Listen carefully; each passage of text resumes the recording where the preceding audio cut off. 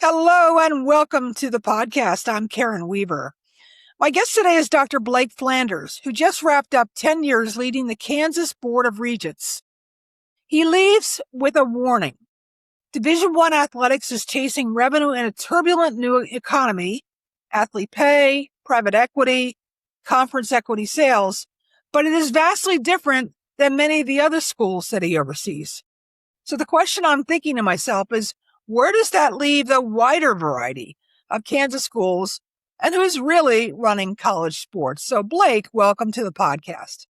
Well, thank you, Karen, and thank you for having me on the podcast today. And I look forward to the conversation. So tell us a little bit about, this seems like a rather unique structure in Kansas. You oversee how many schools are in your network? Yeah, so we actually have different roles with the different schools. Okay. So the Kansas Board of Regents, we actually govern, and it's a constitutional governance of the 6 state universities. So we have, you might have heard, Kansas State University, University of Kansas, Wichita State, and 3 regional universities. And so those are what our state universities are. And then we coordinate, which means they have their own governing board. And we have a coordination role and have all kinds of functions there. The 19 community colleges, we have 6 technical colleges, and then we also have an additional municipal university that's actually in Topeka, Washburn University. And then we regulate the for-profit institutions that come into our state, and you'll see that in a number of state models. Okay. And then the institutions that we don't have a role with are what we call our independent institutions. And they're nonprofit, private, many of them church-based, and so they're smaller, independent, private colleges. So we don't have a role with them. But the rest of higher ed in the state, the Board of Regents either governs or coordinates. That to me just struck me when I first read about your role and you stepping away from it. I mean, how do you keep track of all of that? And I know you don't have all of it. You have 6 of the larger ones. But still, there's so many issues with accreditation and, leadership and all those kinds of things. How do you manage that? Yeah, so you have to have some trust in the CEOs that you're evaluating and hiring, that they can handle the issues on the ground.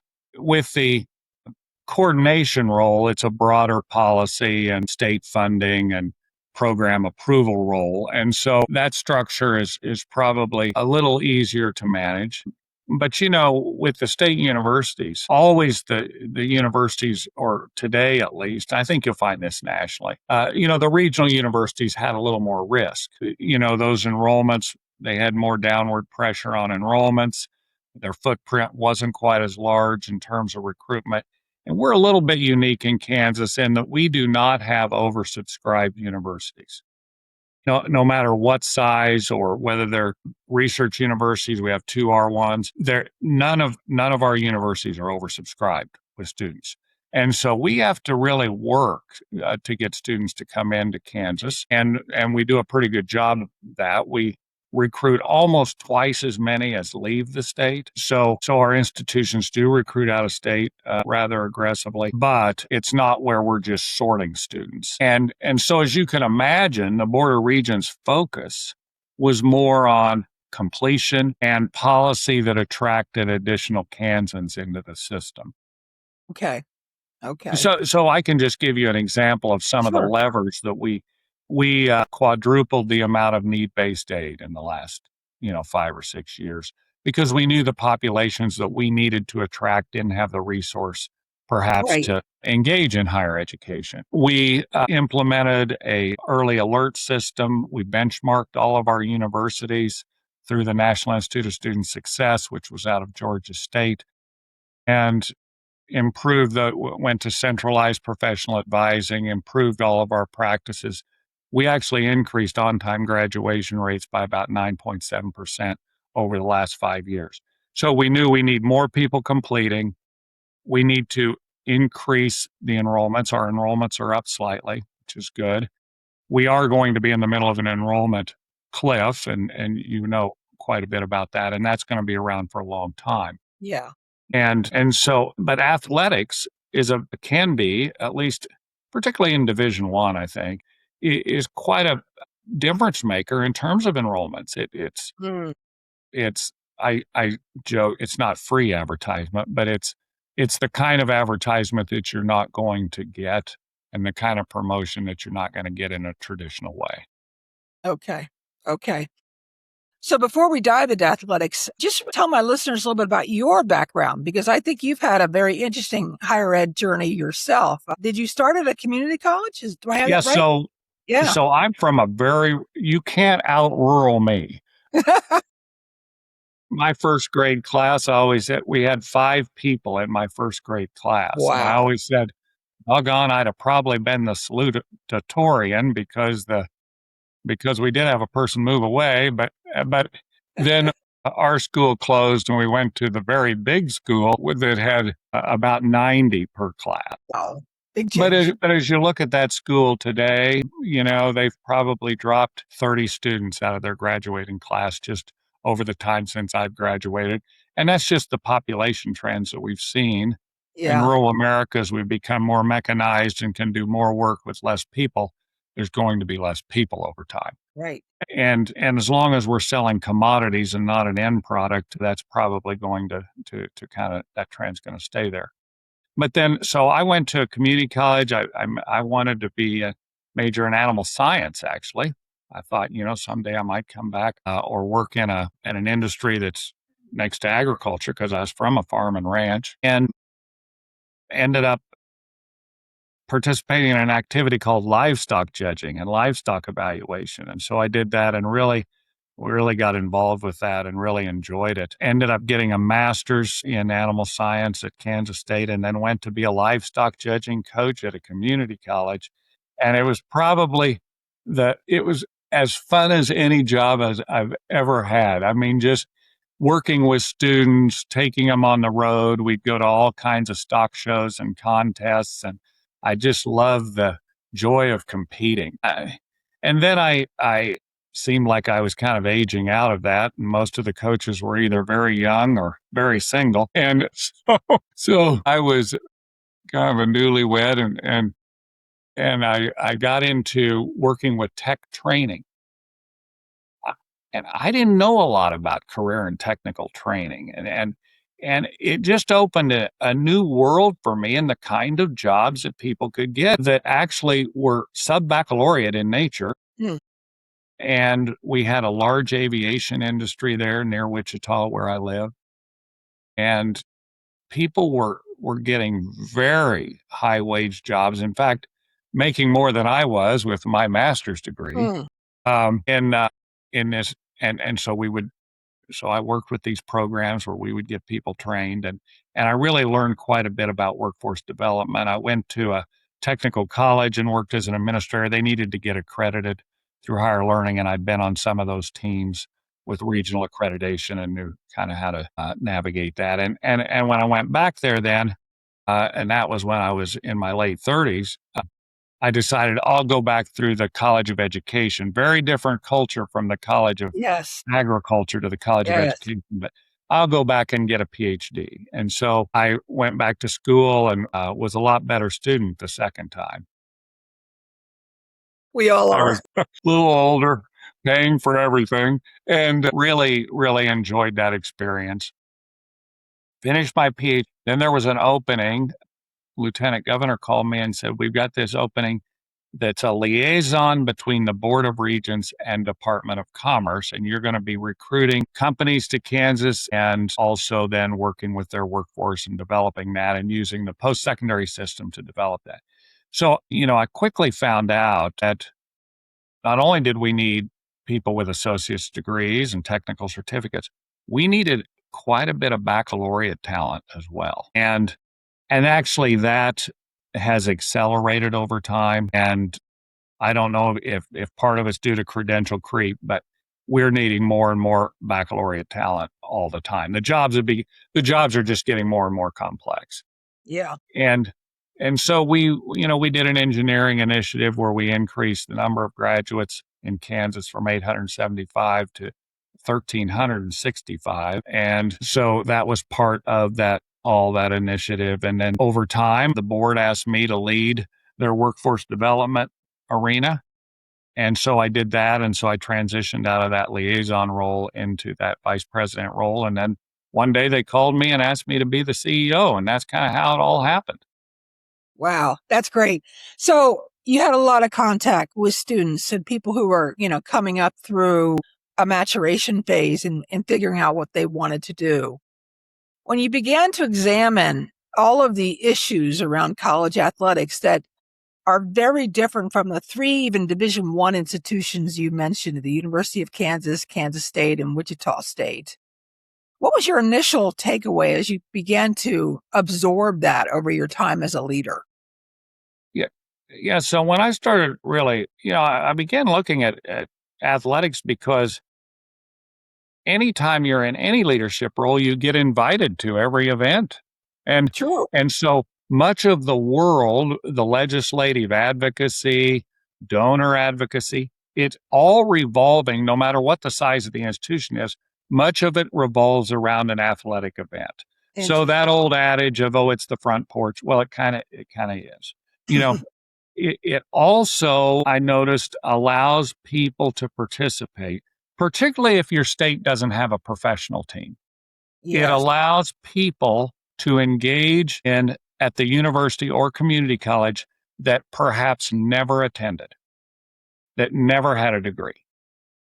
And so that's a positive thing as well, because you might get a supporter who never intends to go to the university or college. And so I thought, this is all good. And at the time, I would just say that the board, and I think boards nationally, were very hands off in terms of athletics.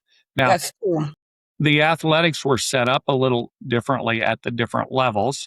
At the community college, generally, it all came under the president, who hired an athletic director. But as you moved to the different levels, at the Division I level, it was typically a controlled corporation Hmm.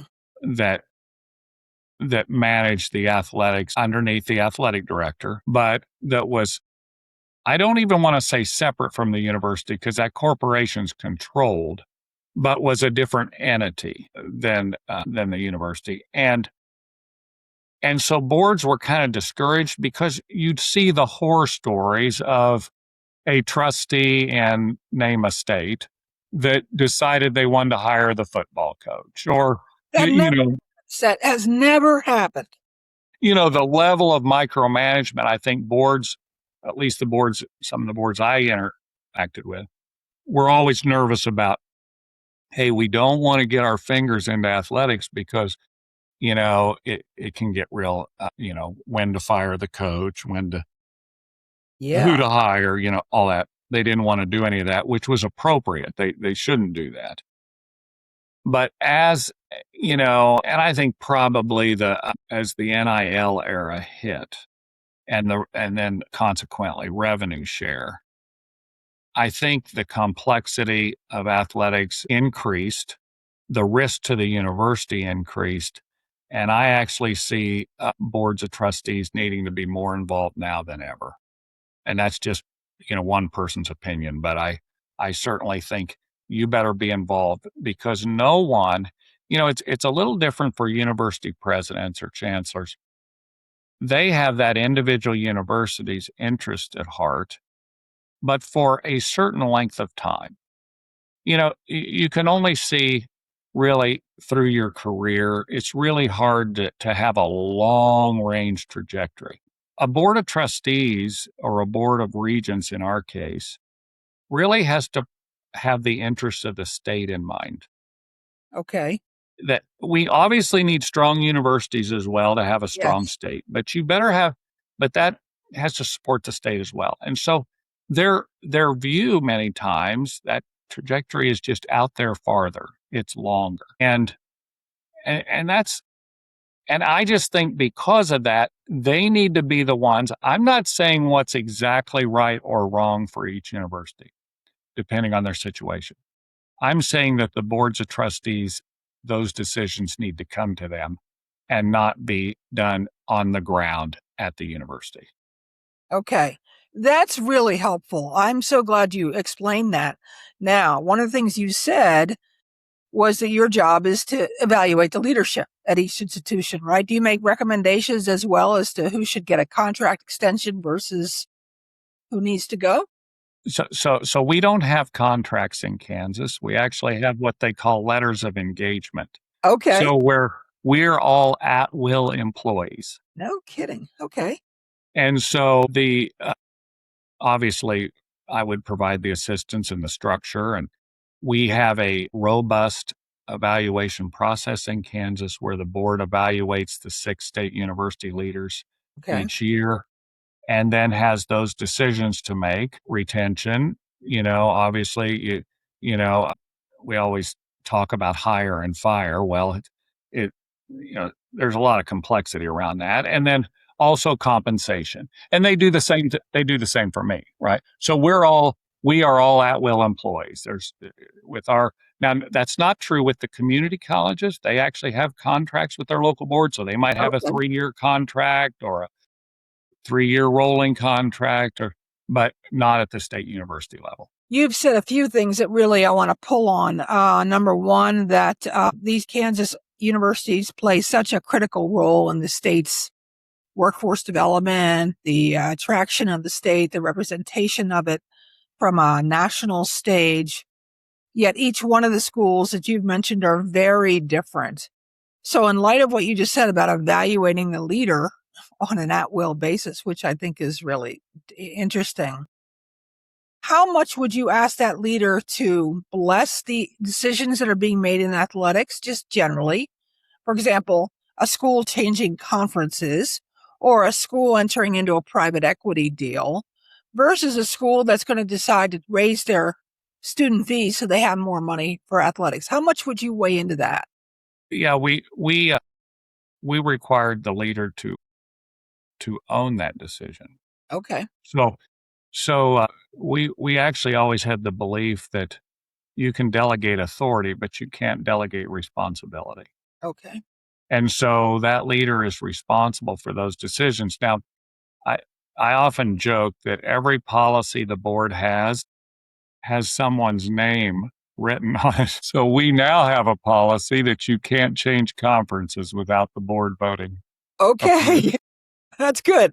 Well, there's only one reason we have that policy is because that happened without the board. Okay. We have a policy that if you are going to extend a contract for we have thresholds, a high earning employee, athletic, director or coach, that you have to get my approval and the board chair and vice chair approval. So the three of us. Okay. It can be done very quickly, many times just a phone call, but we thought there should be more eyes on, let's say you're a coach at a university and I want to extend you for 5 years as I'm leaving. Maybe we say, let's wait on that, Mm. you know, but that would be very rare, right? I mean, like most of the time it's just a quick conversation and we move forward. But that mechanism is still there that's going to outlive the people, and that's what I really encourage boards to look at, particularly in this area, and we can talk about this, of venture capital. Okay. We're going to get into that in just a second, but let me pull on one more thread. Do you want either a semi-annual or annual report from each of the athletic directors at your level, or do you trust that that information will be conveyed to you through the leaders, the presidents? We have in the past, it doesn't mean that we don't talk to the athletic directors at times, but all of that is part of our evaluation process, and that communication goes through the leaders at the university. The one thing about it is that communication has to happen, and we've had several. There's always several issues, right? There's nothing more public than college athletics. So So true. if you're a leader and you're communicating with a board, you better be quick on the trigger to communicate because it's going to be on Twitter before you know it. That's true. And whether it's true or not. Yeah, And right. I could say we could have. I say this jokingly with a little bit of sadness. We could raise graduation rates 15 percentage points. That's not going to get the same kind of story as the coach did something bad. It, I mean, it's true. like Yeah. that news cycle, when you have sports radio that needs content every day and is on the air for 3 hours, Yes. they're going to, they're going to have to churn. And so I just see that as a risk for presidents. I mean, and if your constituency, your fan base, your alumni, if they think that you are hurting the chances of your university to be successful in athletics, Yeah, you are you're in real trouble. We also, I'm not saying it's completely tied to this, but you know how with the way states kind of have receded from state investment, it's not the same as it once was. for sure. We have, K-12s taking a larger share of the budget. Higher ed's going to be a balancing wheel that gets less. We rely on donors. And so if the donor community turns on you, you've got a big headwind as a president. No question. I'm going to try to outline a situation that I read about last fall at the University of Kansas. Perhaps you can fill in to the degree you can. But I understand there was an informal confidence or no confidence vote taken in the Kansas chancellor. Is it Doug Giroud? Is that how you say his name? It's Doug Girod. Girod, okay. Who's been there for a number of years, but all of a sudden it came out that athletics was running a deficit. I think it was 14 million, and then they wanted to freeze salaries and not give people extra money for this, that, and the other thing, because they had to somehow cover the deficit in athletics. Needless to say, that was not received well by the faculty, in my understanding, or the staff. Can you tell us more about that and maybe how it got resolved? Yeah, so, the story was that always is that, well, they took academic money and moved to athletics to Yes, help bail athletics out. that's right. I think a more accurate storyline would be athletics was actually able to subsidize the academic side of the house some Okay. when times were good, and as times became lean, they were no longer able to provide that subsidy. Okay. Now, you know, whether or not it doesn't matter, there's less money going to one side of the house than there was before, and so Yeah. I'm not here to say that faculty shouldn't be upset because yes, there was less money. There was the chancellor never received a no confidence vote formally. There was a survey put out, That's right. and I don't want to say an informal survey, but a survey where a very high percentage of the faculty came back and did not have confidence in the chancellor's leadership. And likely it was tied to this situation. One thing that probably was an accelerant, although I can't get into the mind of every individual faculty and why they voted, but was this issue with athletics. Yeah. I think you see the University of Kansas, like any Division I program that's perhaps not at a few universities that we can all name, about 10 of them that are going to be okay no matter what happens. There's a lot of stress on the budget, and you've got NIL, you've got revenue sharing, you've got the expectations of your fan base that you're going to be successful. And so leaders are a little bit in a box and they're looking for answers. And one thing that is going to be very difficult, you see it all over. I mean, people are reducing the number of staff in the athletics department. Yes. And they're also likely reducing the services available to athletes in those athletic offices. So before, I always thought the gold standard when I would go through an athletics department, we should be doing this for every student. The amount of tutoring, the amount of support. There's a reason the graduation rates were so high. Right.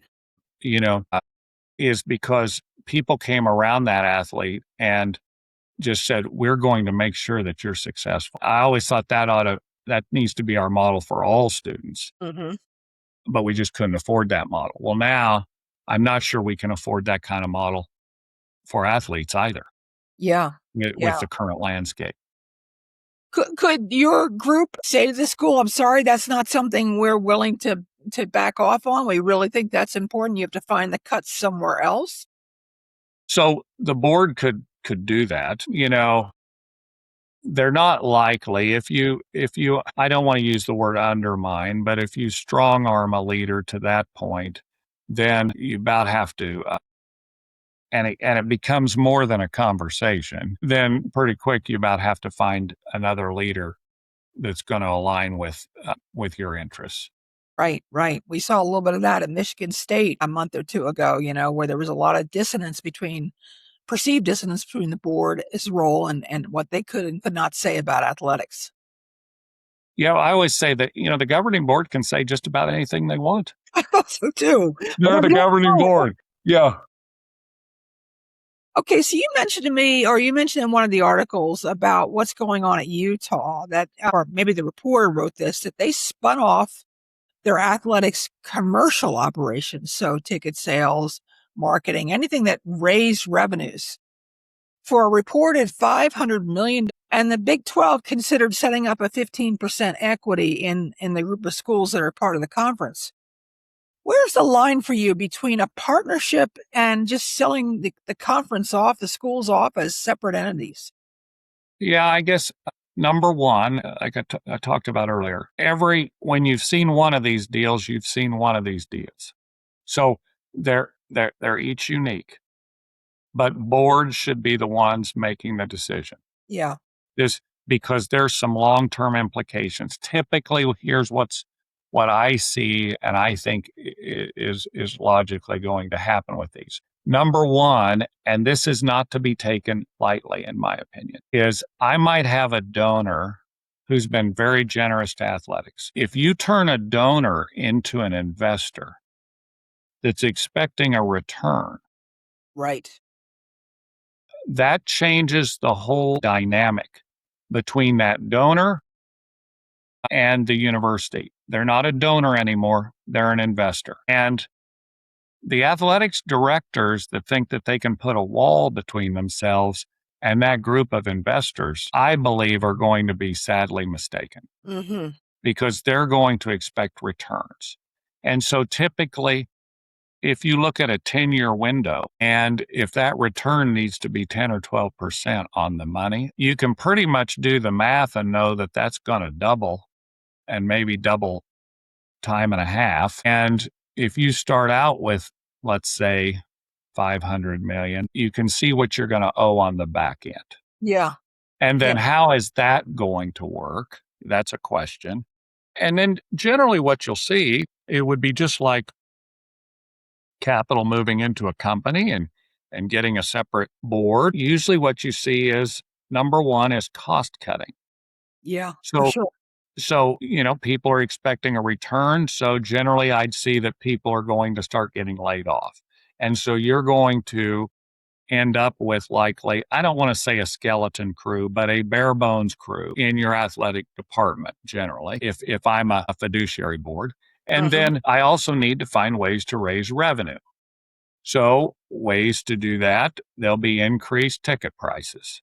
Well, that's, likely you'll see stadium alcohol sales. And essentially what that means is we're not going to let people leave the stadium and drink a beer in the parking lot. We want you to buy ours. Right. Because there needs to be a revenue model. The revenue, And so there's going to be several of those pieces.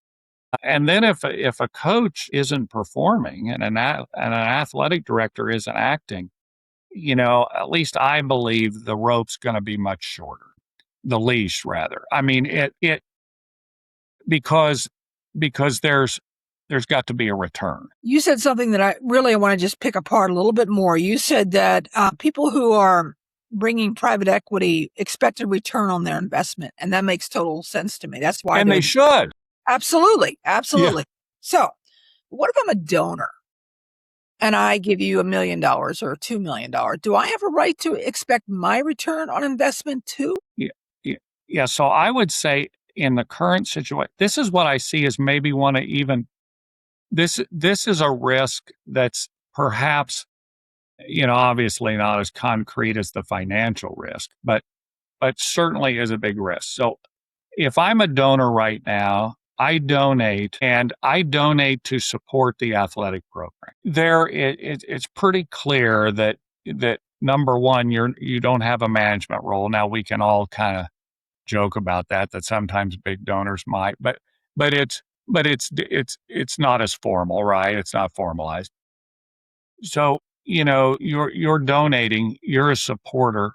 There's a little more benevolence to it. Now, let's say that I bring in private equity and set up a board of, let's just say there's 5 people, okay, that Yeah. decided to put in 100 million apiece or whatever the model is. Well, what about that donor that's given millions that decides not to do that? Right. To me, and I'm not an athletic, I'm not a big donor, but you might want to bring some of them onto a podcast. But to me, you kind of disenfranchise that donor. All of a sudden, they're really on the outside looking in. They see their athletic department not being run by the professionals at the university, but actually they're going to be run by this external board, Yeah. and that's what I see as a big risk, you know. And then another risk is also that donor maybe decides to be one of the investors. Well, Yeah. well, now their relationship has changed. That's They right. move from being a supporter to needing a return. Yeah. Yeah. And so there's going to be a lot more questions for an athletic director if the football coach loses 3 games in a row. If attendance starts to drop and ticket Yeah. sales start to, and that's what I see as another real. Yeah. It's such a delicate balance. The last question I really wanted to ask you, and we talk a lot in higher ed about finding where our mission is and sticking with our mission as an institution. And some people would say that private equity or outside investment leads to mission drift. As you said, outside investors with real control and ability to cut staff left and right that could affect the academic standing or maybe even the medical standing of some athletes, and even non-revenue sports getting cut. So what kinds of things, if you're recommending to your colleagues now that you've left the board, should they be paying attention to so those things don't happen? Yeah, I think that boards need to be engaged in the current conversations and not leave all of those conversations just to institutional leaders. Okay. Having said that, you know, there's legislation right now kind of getting talked about in Congress and what's that going to look like. And, there's conversations about the revenue share piece increasing Yes. exponentially. And, I think that the boards need to be in that conversation. I don't want to ever say never to any external investment if the situation is right. I believe in strong public-private partnerships. Many times we've seen those as universities have a close town and gown relationship. Yes. They might be working with their cities where they're located and have shared projects and there's outside investment. And I think that's really strong. We've built innovation campuses with outside investment. We've built hotels on our universities that add to the convenience. And I think that is all positive. But you've got to be very cautious as you go down this road of athletics that you don't just give away something that's really a state asset. Yeah. And state assets generally aren't for sale to the highest bidder. Blake, you've given us, my listeners and me, a lot to think about. I really appreciate your perspective and reminding folks what the universities stand for and the needs that they serve in the community and in the state. So thank you so much for joining me today. I really appreciate it. You bet. Thank you, Karen. Have a great day. Take care. And